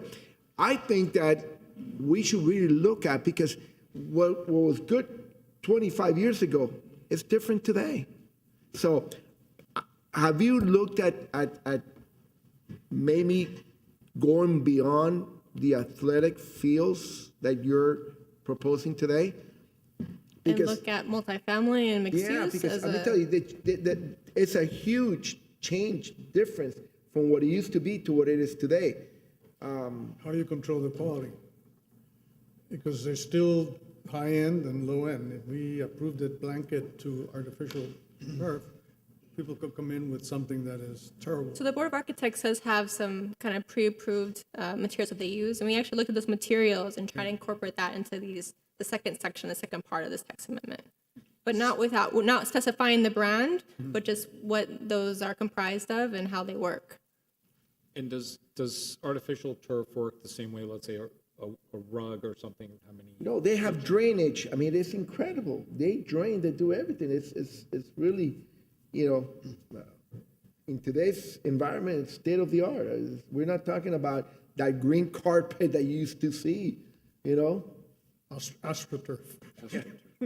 So is this planned for any areas in downtown or central business district, or is it strictly backyards of residential areas? So backyards, residential areas, it's already allowed. It's all right. If you're in the front, then you need to have discretion review by the landscape. Additional use, right? Right. No, I'm sorry. Right now, as the code reads now, you can have it in your backyard as Right. single family or duplex.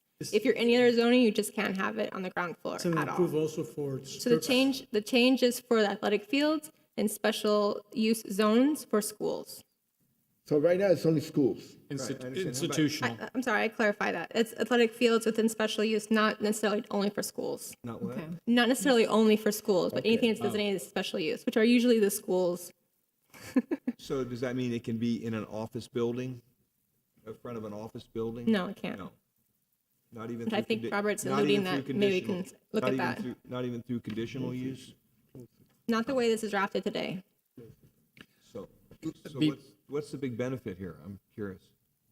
If you're a sports player playing for a high school or anyone, you're not having to deal with mud and uneven areas and injuries. They're going to grade the whole property, make sure it's even, add 3 inches of gravel to make sure it percolates correctly, Right. and have a better playing field. Before we continue a second, is there anybody from the public that would like to speak on the item? No. No one on Zoom and no one on the. Okay, let's go ahead and close it. So Sorry, Chip. where would this apply? Can you give me an example where in the city this now would benefit?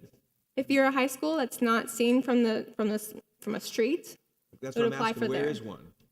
Where in Coral Gables is this app? I mean, I like the idea, but I'm just trying to see practically who's going to take advantage of the way this is written. So Gulliver is a school that's kind of tucked in right south of, I think, the Fairchild or Montgomery. Gulliver. South. Gulliver, down south. Yeah, this wouldn't really apply for more urban schools like Gables Prep because you can really see it from the street. Unless they're looking at the interior of the block and then applying it somehow in that way. But we're thinking more of the larger schools. And also to have a process, if it is seen from the street, to have a process that they could request that. Because right now, it's just not allowed. There's no viable way to get a variance for it because there's not really a hardship. What about, So this is creating that process, whether it's allowed by right or whether it's a conditional use process. can I give you an example? Riviera Day School, when they went and they built the second floor, I think they have an athletic area on the second floor. Would they be able to go ahead and have artificial turf without even this? They could. No. Yes, Without this? Let's say they want to put artificial turf up there. If it's visible from the street, no. It's, the turf itself would not it's be visible, but you'd elevated- see it's a, Well, if it's elevated, it wouldn't be prohibited with today's code. But they could have it on the ground floor. It's not really. I was just trying to But they find could an have it on the ground floor. So Riviera Dare School has a lot of those buildings that are kind of facing the street and they have that interior courtyard. They could put it there. Right now, they can't because it's on the ground level. Make a motion to approve.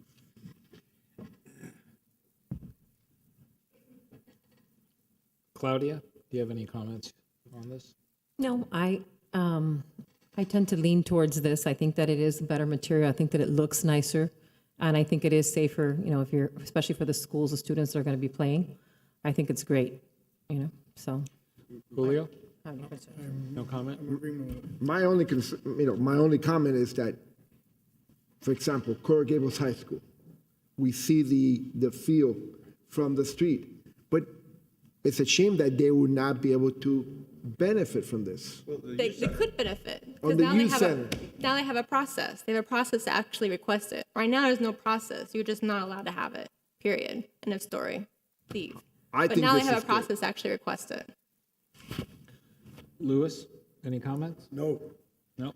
Anybody like to make a I motion? make a motion to approve. Second. Robert, Claudia, second. Any discussion? No? Call the roll, please. Louis Revolta, Yes.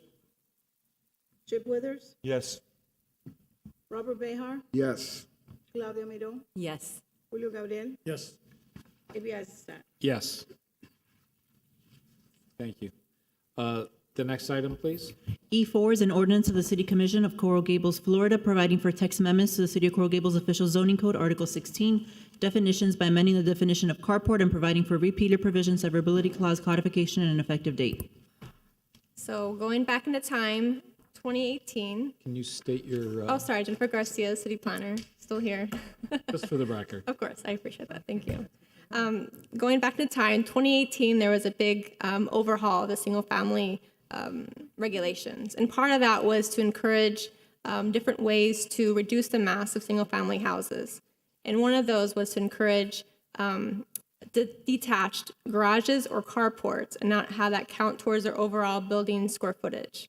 However, the code today, the definition reads that you can have a detached carport anyway. So the intent of having a detached carport or garage to reduce the mass of a single-family house, you can't really do because of the definition. So this text amendment is really just striking through and attached to the main building of the definition of carport.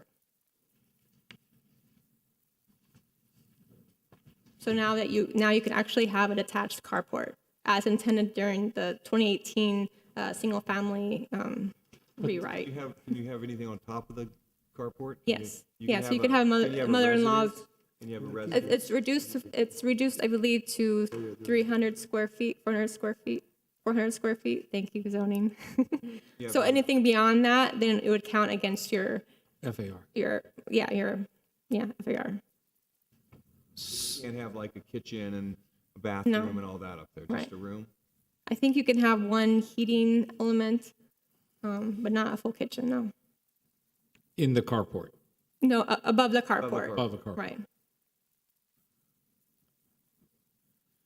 I mean, you'd want to have it attached, so the elements when you're going into your house, some people may want to have that.